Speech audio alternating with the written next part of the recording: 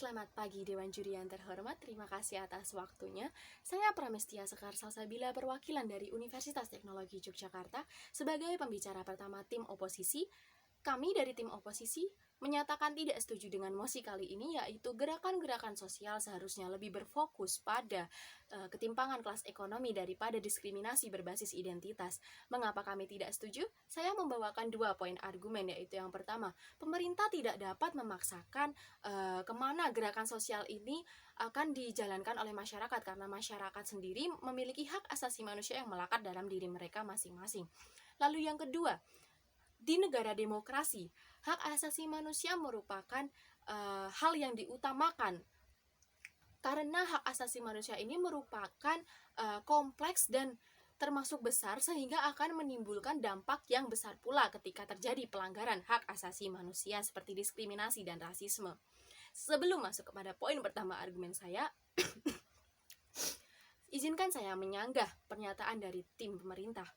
Pemerintah menyatakan bahwa kasus ekonomi jauh lebih penting daripada kasus diskriminasi berbasis identitas, karena ekonomi dialami oleh semua orang dan bersifat universal, sementara diskriminasi berbasis identitas hanya dialami oleh beberapa kelompok saja. Kami tidak setuju dengan hal itu. Kenapa?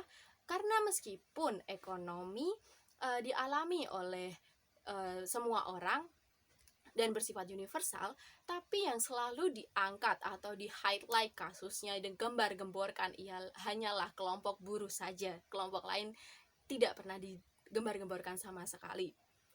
Lalu ketika sebuah gerakan sosial hanya berfokus pada ketimpangan kelas ekonomi saja dan mengabaikan kasus diskriminasi berbasis identitas, maka akan timbul pelanggaran hak asasi manusia yang berupa diskriminasi berbasis identitas ini di mana-mana, sehingga menimbulkan perpecahan.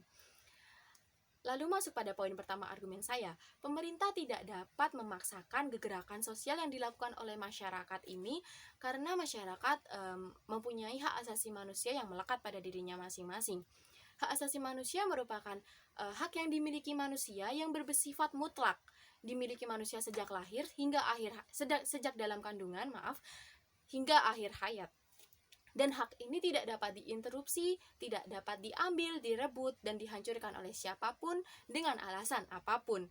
Oleh karena itu, pemerintah tidak dapat mengatur gerakan sosial yang digerakkan oleh masyarakat untuk berfokus pada ketimpangan kelas ekonomi saja dan mengabaikan diskriminasi berbasis identitas. Seperti itu. Lalu poin kedua argumen saya, di negara demokrasi hak asasi manusia ini lebih diutamakan karena bersifat krusial dan kompleks dan besar, sehingga akan menimbulkan dampak yang besar pula apabila terjadi pelanggaran seperti diskriminasi berbasis identitas.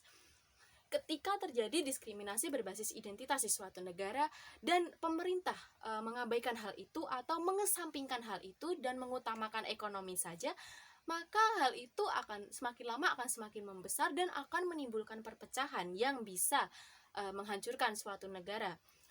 Apalagi negara demokrasi, negara yang menjalankan sistem pemerintahan dengan suara rakyat. Apabila terjadi diskriminasi berbasis identitas lalu menimbulkan perpecahan, maka suara rakyat akan terbelah menjadi berbagai bagian dan tidak dapat menjadi satu kesatuan yang utuh, dan negara tidak dapat menjalankan sistem pemerintahannya dengan baik. Untuk itu, kami dari tim oposisi memberikan solusi, yaitu menyamaratakan gerakan-gerakan sosial atas nama HAM di negara demokrasi, karena HAM dan demokrasi ini berjalan beriringan seperti kaki kanan dan kaki kiri, dan juga hidup itu tidak hanya soal ekonomi. Terima kasih.